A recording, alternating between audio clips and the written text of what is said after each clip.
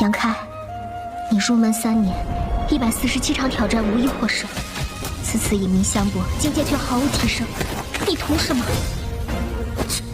乱柿子，随便你。废物，还是早点逐出师门为好。Hai, selamat datang kembali di channel Min Donghua. Kali ini kita akan melanjutkan cerita Donghua, Martial Peak. Gak pakai lama lagi, langsung aja kita ke ceritanya. Check it out. Pada saat ini, terowongan kosong yang gelap dan dalam tampak runtuh. Dengan retakan yang tak terhitung jumlahnya, terbuka ke segala arah. Dan suara klik terdengar tidak ada habisnya. Dan kekuatan misterius dan aneh itu menghampiri Yangke. Lagi pula, Yangke telah melihat betapa mengerikannya kekuatan terowongan Void yang runtuh. Ketika dia melarikan diri dari terowongan Void di bawah aliran naga terjebak, beberapa master alam kenaikan abadi dari keluarga Kyu dan lembah Ziwe tidak beruntung, dan tubuh mereka diledakkan oleh kekuatan terowongan Void dan langsung memotongnya menjadi 2. Separuh dari tubuh mereka diteleportasi ke tanah jahat Changyun, dan separuh lainnya menghilang tanpa jejak. Dan pemandangan menakutkan itu terlihat jelas di benak Yangke, yang menunjukkan kekuatan kehampaan ini tidak dapat dilawan. Namun sekarang terowongan kosong di depan Yangke sepertinya runtuh akibat pengaruh energi bumi. Jadi wajah Yangke tegas dan dia dengan cepat mengeluarkan pelindung tulangnya dan menjaganya di depannya, menuangkan energi aslinya ke dalamnya dengan gila-gilaan. Segera sebuah pesan cemas datang dari depan dan itu datang dari Meng Wuya. Tetapi setelah Yangke melihat sekeliling, dia tidak dapat melihat sosoknya. Saat berikutnya, sebuah cahaya yang kuat datang sehingga membutakan mata Yangke, sehingga dia hanya bisa merasakan dampak besar dan kekuatan pemotongan pada pelindung tulang, menjatuhkannya mundur selangkah demi selangkah. Disertai rasa sakit yang parah di tubuhnya dan rasa pusing yang tiba-tiba, kesadaran Yangke dengan cepat kabur. Sekarang setengah tahun telah berlalu sejak tanah jahat Changyun dikalahkan dan 4 raja jahat tewas dalam pertempuran. Bahkan raja jahat Yang Bei menghilang tanpa jejak. Dalam 6 bulan terakhir, seluruh negara berada dalam kesulitan. Selama pertempuran hari itu, Yangke tidak tahu apa yang terjadi di bawah tanah. Seluruh kota Zhongdu runtuh puluhan kaki. Melihatnya sekarang, kota Zhongdu yang besar tampaknya terletak di sebuah lembah, yang mengakibatkan banyak rumah roboh dan banyak korban jiwa. Dan hanya rumah Yangke yang dilindungi oleh istana Yoxiang yang tetap utuh. Selama pertempuran itu, keberadaan kepala lama 8 keluarga juga tidak diketahui dan tidak ada yang tahu kemana mereka pergi. Tapi semua orang tahu bahwa mereka mungkin lebih terbunuh akibat ledakan sebelumnya. Dan yang paling membuat 8 keluarga tertekan adalah Yangke juga telah menghilang. Bagaimanapun dia bintang yang sedang naik daun di Zhongdu ini dan telah bersinar dengan cahaya yang luar biasa sejak awal pertempuran untuk merebut tahta. Dia telah berulang kali menciptakan beberapa keajaiban luar biasa, memimpin sekutunya untuk bertarung melawan putra keluarga yang lainnya dan 8 keluarga besar. Dia memimpin 8 keluarga untuk melawan invasi tanah jahat Changyun.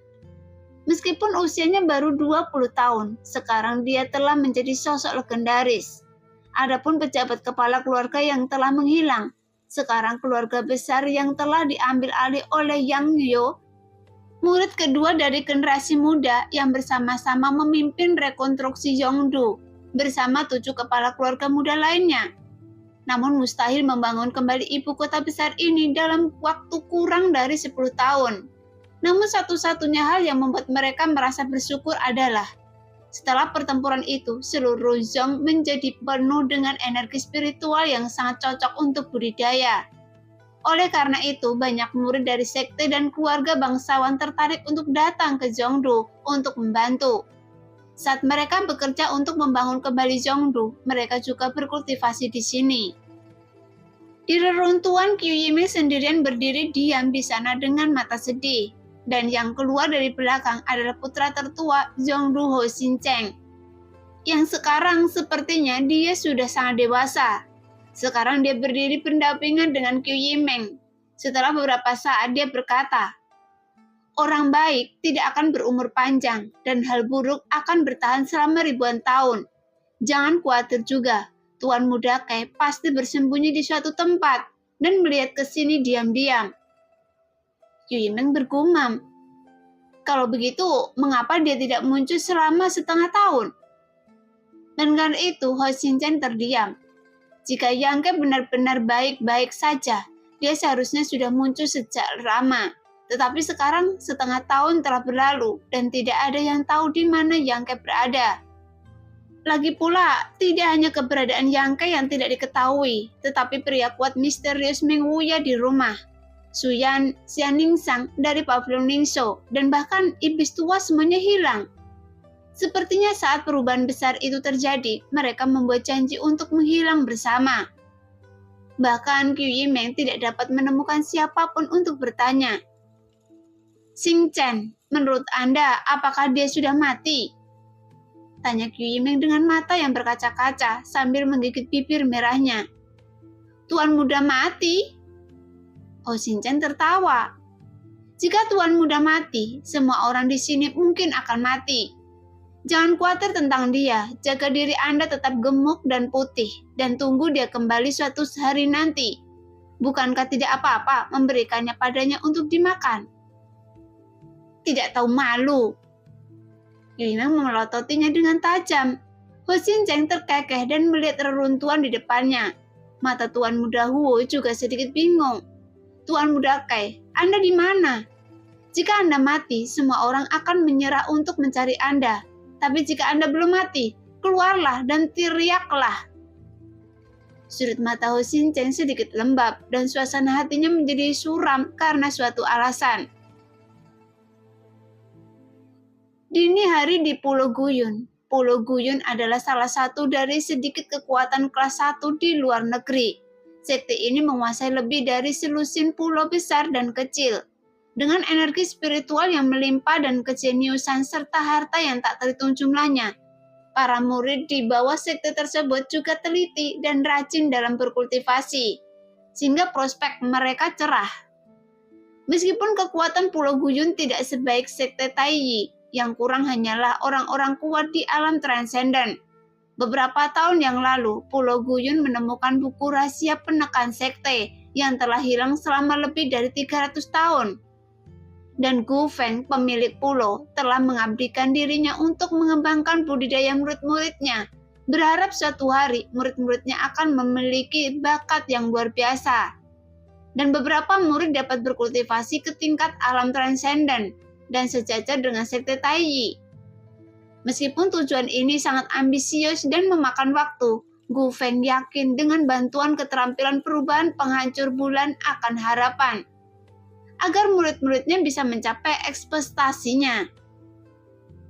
Pada saat ini, angin laut bertiup pelan, jernih dan alami. Yong Miaoke, murid elit Pulau Guyun, terbangun dari malam pengasingan dan meditasi, melompat dari tempat tidur dengan tubuh ringan, mencuci dirinya sebentar, membuka pintu dan berjalan keluar. Kemudian dia datang ke sebuah rumah sederhana di dekatnya dengan lembut mengetuk pintu dan berteriak dengan lembut. Adik laki-laki, bangun. Setelah pintu terbuka dengan suara memperlihatkan wajah muda dari dalam, melihat mata pihak lain yang dalam dan lapuk, Yong Miaoke sedikit linglung. Dia tidak mengerti mengapa adik laki-lakinya yang baru berusia kurang dari 20 tahun sepertinya sudah mengalami banyak hal. Tidak peduli sikap atau gayanya dalam melakukan sesuatu, itu tidak boleh dilakukan oleh seorang pemuda. Dan beberapa kata yang sesekali dia ucapkan selalu menggugah pikiran. Kakak senior, selamat pagi. Pria itu menyapa sambil tersenyum. Yong Miaoke mengangguk ringan dan terkekeh. Saya pikir Anda masih tidur. Bersiaplah. Yang lebih tua akan melihat burung merak hari ini. Kita harus membantu membersihkan burung kecil itu. Jika yang lebih tua melihatnya, dia akan menghukum kita. Oh, Yang Ke mengangguk dan kembali ke rumah untuk memulai persiapan. Lagi pula ini adalah sudut terpencil Pulau Guyun dan tugas Zhong Myoke adalah merawat beberapa burung merak yang mulia. Namun burung merak ini bukanlah binatang eksotik yang berharga. Mereka hanyalah burung merak biasa. Mereka dimiliki oleh Hanzhou, seorang tetua Pulau Guyun. Hanzhou memiliki tingkat budidaya alam kenaikan abadi tingkat ke-7. Tingkat budidayanya tidak tinggi atau rendah, tetapi dia terkenal karena cintanya pada Pulau Guyun. Karena burung merak ini dibesarkan oleh mendiang istrinya. Setelah Nyonya Han meninggal, Hanzhou menjadikannya sebagai harta karun dan secara khusus mengatur orang untuk merawat burung merak tersebut. Bersama Zhong Meike, mereka datang ke tempat burung merak berada. Yang membawakan air dan membantu burung merak yang mulia dan sombong itu, dan membersihkan noda di bulunya. Melihat pulau yang familiar ini dan tempat yang agak familiar ini, Yang tertawa terbahak-bahak. Dia tidak menyangka bahwa dia akan diteleportasi ke sini melalui terowongan kosong yang runtuh. Setengah tahun yang lalu, Yong Meike memancing sendiri dari laut dekat Pulau Guyun dan kekuatan dari kehampaan yang runtuh hampir memotong tubuhnya menjadi potong-potongan yang tak terhitung jumlahnya. Jika bukan karena perlindungan dari harta rahasia tulangnya, dia pasti sudah mati sejak lama. Setelah diselamatkan oleh Zhong Meike, dia membutuhkan waktu setengah bulan untuk pulih dari lukanya, sebelum lukanya berangsur-angsur membaik. Namun Yang tidak terburu-buru untuk kembali ke Zhongdu. Lagi pula situasi di sana telah diputuskan, jadi tidak masalah apakah dia kembali atau tidak. Yong Meike bahkan menggunakan koneksinya untuk memohon kepada penatua Hanzhou agar mengatur agar Yang yang tampaknya tidak berguna memasuki Pulau Guyun dan menjadi murid terdaftar untuk membantunya merawat burung merak. Dan Yang diam-diam pernah ke Pulau Guyun saat itu. Kakak, Anda adalah murid elit di sekte ini. Anda seharusnya bisa pergi ke tempat yang lebih baik untuk berlatih. Tapi mengapa Anda tetap tinggal di sini untuk merawat burung merak? Bukankah ini terlalu berlebihan? Sambil sibuk perlahan, Yang berbicara dengan Zhong Meike. Iya, Yong Meike mengangguk ringan. Dia tidak terlihat terlalu cantik, dengan sedikit bintik di wajahnya, tapi dia sangat menarik dan memiliki sosok yang bagus. Bekerja dengannya, Yang tidak terlihat terlalu membosankan, terutama karena kakak perempuan senior ini sangat baik hati. Jika tidak, dia tidak akan memancing Yang keluar dari laut dan bahkan menggunakan koneksinya untuk mengatur agar dia memasuki Pulau Guyun. Tapi Yang memberitahunya bahwa dia hanyalah seorang nelayan yang tidak sengaja jatuh ke laut. Meskipun pemilik pulau dan beberapa tetua ingin saya pergi ke Pulau Rahasia untuk berlatih, dan energi spiritual di sana jauh lebih kaya daripada di sini, saya tidak ingin pergi. Kenapa? Saat orang pergi ke tempat yang lebih tinggi, air mengalir ke tempat yang lebih rendah.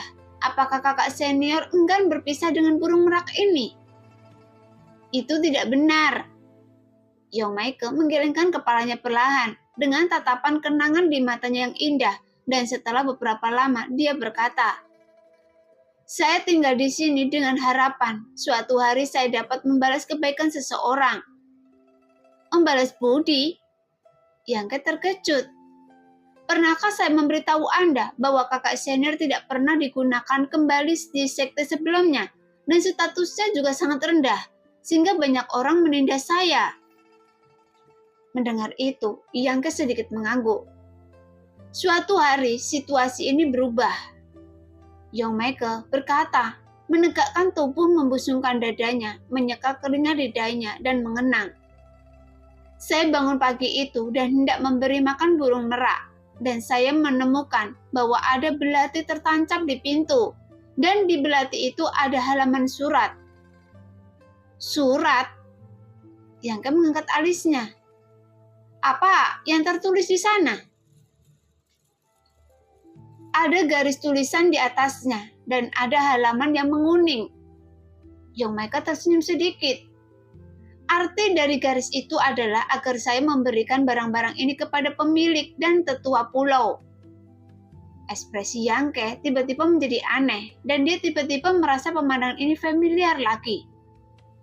Lalu saya melakukannya. Young Maike merujutkan bibirnya dan tersenyum. Coba tebak, pemilik pulau dan para tetua mengikuti instruksi dalam surat itu dan benar-benar menemukan keterampilan transformasi penghancur bulan yang telah hilang selama lebih dari 300 tahun di sekte Yunxia.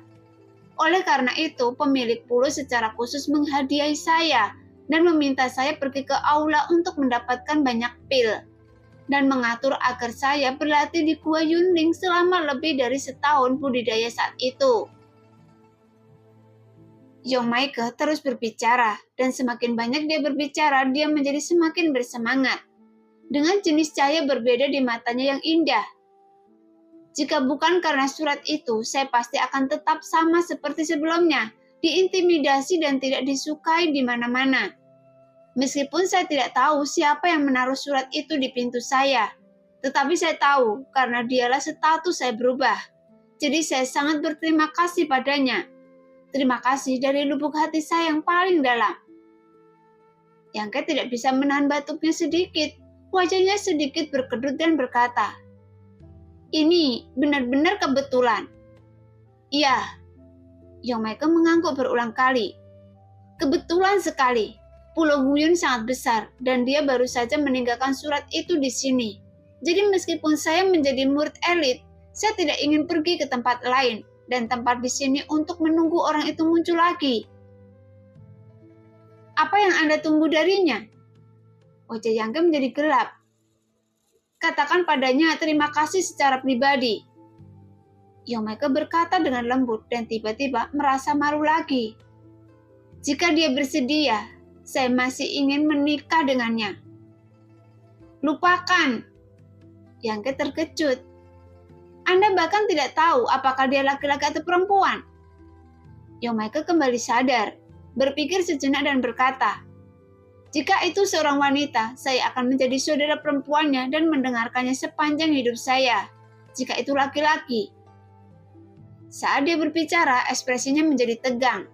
Yangke buru-buru berkata, "Mungkin dia sudah memiliki 3 istri dan 4 selir dan tidak ada kekurangan wanita sama sekali. Atau mungkin dia adalah orang yang sangat kejam dengan wajah yang menyeramkan, besar dan tebal. Membunuh orang seperti Rami. Anda tidak boleh menjelek-jelekkan dia." Young Maike melototi Yangke dengan marah. "Tidak peduli seperti apa dia memberi saya kesempatan. Bagi saya, dia adalah orang terbaik. Selama dia muncul lagi, saya harus pergi bersamanya." Yangke menyeka keringat dingin di dahinya dan bergumam, "Kalau begitu, dia mungkin tidak akan muncul di hadapan Anda." "Adik laki-laki, apa maksud Anda?" Aura Young Maike menjadi berbahaya dan dia berjalan menuju Yangke dengan agresif. Wajahnya muram. "Apakah maksud Anda saya tidak bisa menatap mata orang itu?" "Saya tidak mengatakan apa-apa." Yangke tercengang dengan perubahan sikap Young Maike. "Kalau begitu, maksud Anda kakak senior itu jelek? Meski kakak senior tidak cantik, dia tetap bisa menjadi pembantunya, kan?" "Tentu saja." Yangke mengangguk dengan berat. "Benar." Young Maike tertawa puas dan berhenti mencari masalah dengan Yangke, dan dia menginstruksikan, "Cepat dan bersihkan, penatuahan akan segera datang."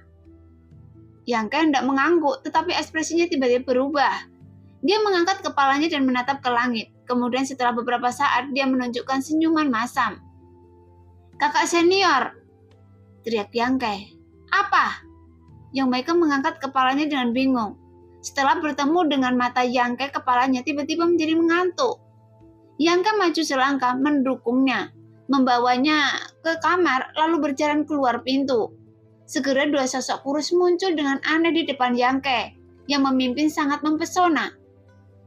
Tampaknya semua kecantikan wanita di dunia terkonsentrasi padanya. Tentu saja dia melihat Yangke. Dia terdiam untuk waktu yang lama, kemudian Sangkeng Luo menggertakkan gigi dan berkata, "Kamu bajingan kecil. Semua orang di Jondo mengkhawatirkan Anda dan mencari jejak Anda, tetapi Anda bersembunyi di sini untuk bermain-main dengan wanita. Sudah saya duga, Anda tidak berubah." Saat dia berbicara, ada ekspresi kemarahan di wajahnya. "Di mana saya?" Yangke sangat marah. "Jangan memfitnah saya. Tuan, bunuh saja dia, dengan semuanya akan berakhir." Biluo memamerkan gigi dan cangkarnya, menatap Yangke seperti harimau kecil. Yangke meliriknya dan berkata sambil tersenyum aneh, "Saya sudah lama tidak menyentuh seorang wanita." Mendengar itu, wajah Biluo menjadi pucat dan dia buru-buru bersembunyi di belakang Sangking Luo, berpura-pura menjadi orang yang kuat. "Tuanku ada di sini, tolong berhenti, bersikap sombong pada saya." "Oke." Sangking Luo memarahi dengan ringan, berjalan ke depan, menatap Yangke dan berkata, "Mereka semua mengira Anda sudah mati, dan hanya saya yang tahu bahwa Anda masih hidup dan sehat. Anda bajingan kecil, itu benar-benar menjengkelkan. Tapi, apa yang terjadi dengan gadis kecil itu?" Sangking Luo bertanya lagi dengan hati-hati, menatap ke dalam ruangan dengan matanya yang indah. "Saya memiliki hubungan dengan dia, dan dialah yang menyelamatkan saya." Yangke menjelaskan dengan santai. "Anda tidak menyentuhnya?" Sangking Luo memiliki senyum ambigu di bibirnya. "Bagaimana saya bisa begitu membosankan?" Yangke mendengus, ekspresinya menjadi serius lagi dan dia berkata, "Bagaimana kabarnya di Yongdu?" "Semuanya baik-baik saja, kecuali Anda yang hilang. Terlebih lagi beberapa orang dekat dengan Anda semuanya telah menghilang. Bahkan jika mereka ingin mencari seseorang untuk menanyakan situasinya, mereka tidak dapat menemukannya. Jadi mereka semua sedikit bingung." Yangke sedikit mengangguk, karena situasi ini sesuai ekspektasinya. Melihat Yangke tidak terlihat sedih, Sangking Luo tiba-tiba menyadari bahwa orang hilang yang berada di dekatnya mungkin tidak dalam bahaya. Jika tidak, dia tidak akan memiliki ekspresi ini. "Hari itu, apa yang terjadi di bawah tanah Zhongdu? Di mana Yang Be?" Sangking Luo ragu-ragu sejenak dan bertanya dengan sedikit gugup. "Sulit untuk dijelaskan dalam satu kalimat." Yangke tersenyum pahit dan menggelengkan kepalanya, dan dia tidak ingin mengatakan lebih banyak. "Adapun Yang Be, dia sudah mati." "Mati?" Mata indah Sangking Luo bersinar karena kegembiraan dan kegembiraan. "Iya, sudah mati. Saya melihatnya dengan mata daya saya sendiri." Yangke menyeringai. Mendengar itu, Biluo mengepalkan tangannya dan berseru dengan penuh semangat, "Ini sangat memuaskan. Yang Be sudah mati dan Anda aman. Mengapa Anda tidak kembali ke ibu kota selama lebih dari setengah tahun dan malah tinggal di sini?" Sangking Luo memandang Yangke dengan samar. "Anda lari dari apa?" "Saya tidak melarikan diri."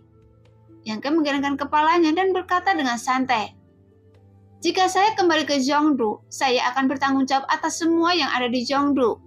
Yu Yimeng dan yang lainnya hanya akan menganggap saya sebagai tulang punggung mereka dan tidak memiliki pendapat milik mereka sendiri. Dengan saya di sini, hanya dengan begitu mereka dapat menggunakan kemampuan mereka untuk menjadi kepala 8 keluarga." Kata Yangke perlahan. Karena selain itu, Yangke juga membutuhkan waktu untuk memikirkan berbagai hal dan mengatur pikirannya. Jadi dia bersembunyi di luar negeri selama setengah tahun. "Apakah Anda ingin menghilang dari pandangan orang-orang di Yongdu?" Sangking Luo bertanya sambil berpikir. Dengarkan makna di balik kata-kata Yangke. Bisa dibilang begitu. Yangke tidak menyangkalnya. "Karena saya takut saya akan segera pergi dari sini. Lagi pula saya telah memberi mereka terlalu banyak dukungan. Begitu saya pergi, itu tidak akan baik bagi mereka." "Mau kemana?" Ratu menawan itu tiba-tiba menjadi gugup. Tidak tahu kenapa, dia selalu merasa Yangke akan pergi. Dan dia takut mereka tidak akan pernah bertemu lagi di masa depan. Jadi hatinya dipenuhi dengan kesedihan tanpa sadar. "Saya akan memberitahu Anda ketika waktunya tiba." Yangke tersenyum tipis. "Tetapi karena Anda datang ke sini hari ini, saya harus kembali ke ibu kota untuk melihatnya." Saat dia mengatakan ini, dia tiba-tiba mengalihkan pandangannya ke samping dan berkata, "Penatuahan, karena Anda di sini, muncullah." Yang Ke merejutkan bibirnya dan tersenyum, dan matanya yang indah menoleh ke arah itu dengan tenang. Jelas Hanzo telah tiba segera setelah kaki depan Sangking Luo tiba. Dia tiba di sini dengan kaki belakangnya. Namun ketika seorang wanita centil seperti Sangking Luo tiba-tiba muncul di Pulau Guyun, Hanzo tidak bisa tidak waspada. Jadi dia diam-diam bersembunyi untuk memata-matai, karena dia ingin mengetahui identitas Sangking Luo. Tanpa diduga, orang-orang ini sudah memperhatikan auranya. Jadi Hanzo terkejut dan menyadari bahwa kekuatan lawannya jauh lebih tinggi daripada miliknya. Kalau tidak, bagaimana seseorang bisa melihat persembunyiannya dalam sekejap? Jadi tanpa berpikir panjang, dia ingin melarikan diri dari tempat ini dalam sekejap. Pada saat yang sama, dia bersiul tajam dan pesan peringatan segera tersampaikan. Yang Ke tampak tak berdaya dan mengedipkan mata pada Sangking Luo. Segera Sangking Luo mengacungkan tangannya dan seberkas energi seperti laba-laba melesat keluar, langsung memikat Hanzo yang sedang terbang ke udara. Hanzo jatuh ke tanah dengan seluruh energi sejatinya terperangkap di dalam tubuhnya. Ketika dia bangun lagi, matanya bergetar hebat. Dia memandang Sangking Luo dengan tidak percaya dan berkata dalam hatinya, "Di atas pengembaraan ilahi." Hanzo juga memiliki tingkat budidaya alam kenaikan abadi tingkat ke-7. Bahkan para master di puncak alam kenaikan abadi tidak dapat sepenuhnya memenjarakannya dengan pukulan biasa. Satu-satunya orang yang dapat mencapai level ini adalah mereka yang berada di atas alam kenaikan abadi. Lagi pula, Hanzo tidak bodoh dan dia langsung menebak tingkat kultivasi Sangking Luo yang sebenarnya. Tiba-tiba dia merasa panik di dalam hatinya. Dia tidak tahu apa niat wanita menawan dan berkuasa ini. Tiba-tiba datang ke Pulau Guyun. Yang Ke berjalan ke arahnya, berdiri 3 kaki di depannya dan menatapnya dengan ekspresi tenang. "Lepaskan!" perintah Yang Ke kepada Ratu Menawan. Sangking Luo mengatupkan mulutnya yang merah cerah dan sambil berpikir. Benang laba-laba yang mengikat Hanzo menghilang. Hanzo memandang Sangking Luo dengan ekspresi waspada di wajahnya. Mereka tidak nyaman di hatinya. Ketika dia menyadari bahwa pihak lain tidak bermusuhan, dia tidak bisa menahan perasaan santai. "Yang Mulia, mengapa Anda ada di sini di Pulau Guyun saya?" "Dia datang menemui saya." Yang Ke menjawab, "Tetuahan, jangan gugup. Dia tidak akan merugikan Pulau Guyun." "Mencari Anda?" Hanzo tertegun. Dia memandang murid terdaftar yang tampak biasa di depannya dengan kaget, dan kepalanya tidak bisa menoleh untuk beberapa saat. Sejak Yang Ke memasuki Pulau Guyun, dia bersikap biasa saja, bahkan tidak ada jejak budidaya di tubuhnya yang menyebabkan Hanzo berpikir bahwa dia hanyalah seorang nelayan biasa. Karena permintaan Zhou Meike, dia setuju untuk membiarkan Yang Ke tinggal di Pulau Awan Kuno untuk merawat burung meraknya. Tapi dia tidak menyangka bahwa orang seperti itu benar-benar dapat memuat master di atas alam kenaikan abadi, membantu datang mencarinya. Pada saat ini, bahkan master alam di atas alam kenaikan abadi mematuinya. Jadi apa identitasnya? Memikirkan hal ini, dia melihat Yang Ke lagi, dan Hanzo sepertinya melihat bayangan samar dan besar seperti gunung di belakangnya, yang membuat orang merasa berat dan tak tertahankan. Saat dia berbicara, suara pakaian berburu datang dari kejauhan, tetapi Hanzo lah yang bersiul tajam, memanggil pemilik Pulau Gufeng dan beberapa tetua Pulau Guyun. Gufeng tinggi dan tebal, dengan bau besar dan pinggang bundar. Dia tampak tangguh dan memiliki tingkat kultivasi di puncak alam kenaikan abadi. Sebagian besar tetua lainnya juga berada di tingkat ke-8 atau ke-9 dari alam kenaikan abadi. Jelas, orang-orang ini adalah fondasi Pulau Guyun, dan mereka juga merupakan kelompok master terkuat di Pulau Guyun. "Penatuahan, apa yang terjadi?" Gufeng bertanya dengan tajam begitu dia tiba. Sebelum Hanzo bisa menjawab, mata Gufeng tiba-tiba berbinar dan dia menatap Sangking Luo dengan ekspresi tegas di wajahnya. Dan dia kehilangan suaranya dan berkata, "Apakah ada wanita seperti itu di dunia?" Gufeng tidak hanya bergerak, tetapi para tetua lainnya juga terpengaruh oleh pesona dan kegenitan Sangking Luo yang tidak dapat ditolak oleh siapapun. Saat dia berbicara, Gu Feng tertawa terbahak-bahak. Di mana Penatuahan menemukan gadis ini? Pemilik pulau ini menerimanya dan alangkah baiknya jika dia menjadi selir. Saat dia mengatakan itu, dia bergegas menuju Sangking Luo. Tuan Pulau, tidak. Wajah Hanzo langsung berubah menjadi hijau dan dia segera menghentikannya. Segera terdengar suara teredam, dan sebelum ada yang bisa bereaksi, Gu Feng melesat seperti bola meriam, mengeluarkan raungan panik dan jatuh jauh ke wilayah laut terdekat, yang menyebabkan percikan air. Namun tidak ada yang tahu bagaimana dia tersingkir, tapi samar-samar mereka bisa melihat tangan Sangking Luo bergerak. Di atas alam kenaikan abadi? Beberapa tetua berseru. Pada saat yang sama, wajah mereka terkejut dan mereka tidak lagi berani meremehkan Sangking Luo. Hanzo membuka mulutnya lebar-lebar dan menatap ke arah jatuhnya Gu Feng ke dalam air. Kemudian keringat dingin menetes di dahinya. Ini sudah berakhir. Pemilik pulau sebenarnya sedang menggoda dewa. Hari ini, Pulau Guyun mungkin akan menumpahkan sungai darah dan musnah. Tetua, jika ada yang berani menginginkan wanita saya lagi, itu tidak akan semudah dipukuli. Yang maju selangkah dan menatap Tuan Pulau Guyun dengan dingin. Segera ada suara gigi beradu dan Hanzo tertegun beberapa saat sebelum dia tiba-tiba sadar kembali dan berkata dengan cepat. Dimengerti. Jelas, keraguan di hatinya semakin kuat. Pemuda ini sebenarnya mengatakan bahwa wanita centil itu adalah wanitanya dan pihak lain tidak menyangkalnya. Melihat lagi ke arah Sangking Luo dengan tenang, Hanzo tiba-tiba menyadari bahwa dia sebenarnya memiliki ekspresi kebahagiaan dan kegembiraan di wajahnya. Beraninya Anda tanpa bertanya apa yang akan Anda lakukan ketika Anda datang ke Pulau Guyun. Hanzo yang kedinginan bertanya dengan berani, dan baru hari ini dia menunjukkan wajah aslinya yang galak. Apa yang dia rencanakan? Apakah ada sesuatu di Pulau Guyun yang disukai orang seperti ini? Jelas, para tetua lainnya juga sangat khawatir. Mereka bahkan tidak memiliki keberanian untuk menyelamatkan pemilik pulau yang jatuh ke laut, dan tidak mengetahui apakah dia masih hidup atau sudah mati.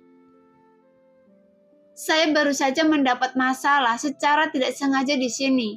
Saya tidak ingin melakukan apapun pada Pulau Guyun. Penatuahan, yakinlah.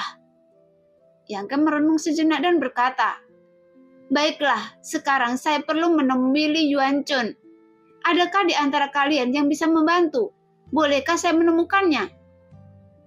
Li Yuanchun? Hanzo merutkan kening, kemudian dia bereaksi dan berseru. Senior Li, dari Sekte Taiyi. Iya, dia seharusnya kembali ke Sekte Taiyi. Yang bertanya.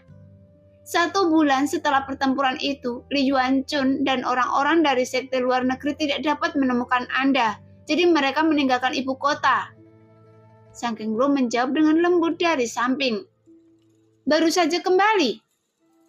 Yang sedikit mengangguk dan menatap Hanzo lagi. Mendengar itu, Hanzo berkeringat dingin. Yang mulia, mohon maafkan saya. Bagaimana saya bisa pergi menemui Senior Li jika saya bahkan tidak mengetahui identitas asli Anda? Terlebih lagi, kekuatan besar Sekte Taiyi bukanlah sesuatu yang dapat menginjakkan kaki sesuka hati. Senior Li bahkan lebih dihormati, jadi saya khawatir. Tolong, jangan bergerak. Jika Anda benar-benar ingin menemui Senior Li, mengapa Anda tidak pergi ke Sekte Taiyi secara langsung? Jelas, dia tidak sabar untuk mengirim Yangke pergi. Anda hanya perlu memberitahunya bahwa Yangke ingin bertemu dengannya. Apakah dia datang atau tidak, itu urusannya. Mengapa Anda tidak pergi dengan cepat? Sangking Luo memelototinya dan berteriak dengan manis. Ya. Hanzo menjawab dengan berani, lalu dengan cepat terbang menuju ke arah Sekte Taiyi. Lagi pula perasaan tertekan yang dia rasakan dengan tinggal di sini terlalu kuat. Dan apa yang dia lihat dan dengar berada di luar pemahaman Hanzo. Jadi dia ingin segera melarikan diri dari tempat ini. Saat terbang, angin dingin bertiup. dan Hanzo menyadari punggungnya basah. Setelah Hanzo pergi, para tetua yang tersisa saling memandang dan bertukar pandang. Dan salah satu tetua yang terlihat lebih cerdik berkata, "Sebelum penatuahan kembali, sebaiknya Anda merendahkan diri untuk pindah ke kuil dan beristirahat sebentar, sehingga kami bisa menunjukkan persahabatan kami sebagai tuan tanah." "Iya," Yangke mengangguk ringan. "Tolong." Di kuil, Yangke duduk di atas meja dengan Sangkeng Luo, dan Biluo berdiri di samping mereka, di kiri dan kanan seperti dua pelayan, dihiasi anggrek musim semi dan kerisan musim gugur. Semuanya cantik dan indah, dan beberapa tetua dari Pulau Guyun duduk di bawah menemaninya. Mereka semua tampak berhati-hati, tampak tegang, dan duduk tegak. Segera seorang pelayan menawarkan teh dan beberapa tetua saling bertukar salam. Mereka menemukan bahwa Yangke tidak suka berbicara, jadi mereka semua terdiam dengan canggung. Sehingga aura sunyi dan aneh membuat semua orang merasa sangat stres. Mereka semua menatap pintu dengan penuh semangat, menyebarkan kesadaran mereka dan berdoa agar Hanzo segera kembali. Setelah menunggu selama 2 jam penuh, Hanzo masih menghilang, yang membuat beberapa tetua memiliki duri di punggung mereka. Telapak tangan dan kaki mereka berlumuran keringat, tetapi mereka tidak punya pilihan selain duduk di sini dan menunggu. Nah, demikianlah cerita hari ini. Terima kasih yang sudah menonton video Min Earth sampai selesai. Sampai jumpa di video selanjutnya. Bye-bye.